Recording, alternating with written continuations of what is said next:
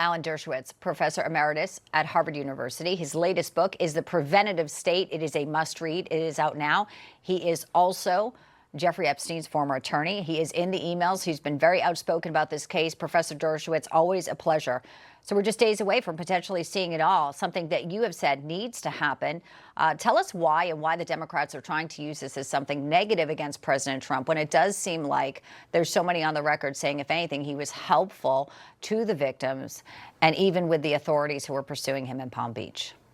Yeah, I don't know why the president is interested in suppressing material that will probably end up being favorable to him. When I was falsely accused, the first thing I did was to waive any privilege, any privacy. I wanted everything out there because I knew that if everything was out there, it would prove that I was totally innocent, and it did. And the woman finally admitted that that this was a case of mistaken identification, that she may very well have confused me with somebody else. My name is in these emails in ways that completely corroborate what I've said. What I said is, once I defended Jeffrey Epstein, he hated me because he thought I got him a bad deal. Everybody else calls it a sweetheart deal. He refused even my fee, and I had to threaten to sue him. And in these emails, he says I'm a terrible lawyer. I'm so pleased that he says negative things about me. That's the best thing that could possibly happen for Jeffrey Epstein to say bad things about me. But it shows what happens when you put everything out. What I'm afraid of is that we're seeing selective disclosure. For example, we're seeing the names of people who are accused disclosed, but the names of the accusers are not disclosed because they say the accusers are victims and survivors. Some are not. Some are perpetrators. Some have falsely accused. We know that for a fact. A woman named Sarah Ransom accused a whole bunch of people, including Bill Clinton, Hillary Clinton, Donald Trump, Richard Branson. And the material that has been withheld demonstrates without any doubt that she made up all these stories. Ultimately, she admitted. Yeah. So we have to Well, I mean, it looks like...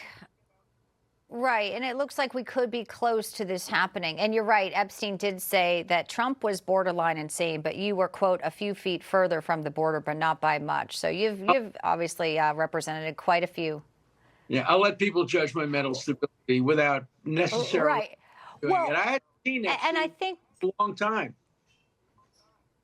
And I think that's just it. You have defended, obviously, many high-profile people in your very accomplished career. So people know that. But at the end of the day, Democrats have had these files. They never wanted to do it until now.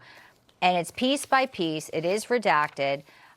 If you were going to call President Trump and speak to him, what would you tell him about how he should handle this? Because obviously they're looking for some type of distraction to the work he's doing, whether it be in the Middle East, the peace deals, and his economic plan. It really is something incredible to see that President Trump is working so hard for American people, and all of a sudden the Democrats are saying, let's try to smear him with this.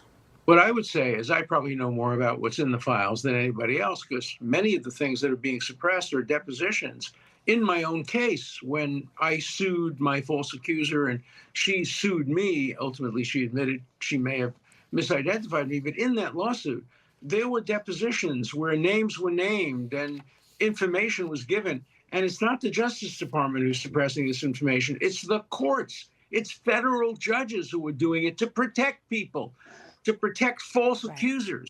And we have to remember that there are real victims on both sides. If a person is falsely accused, like I was falsely accused, I am the victim and the survivor of a false accusation. And under our Constitution, we don't have guilt by accusation. We have a presumption of innocence. And so the media should stop calling people survivors and victims unless they know that they truthfully and honestly were victims instead of victimizers. We have to tell all sides of the story.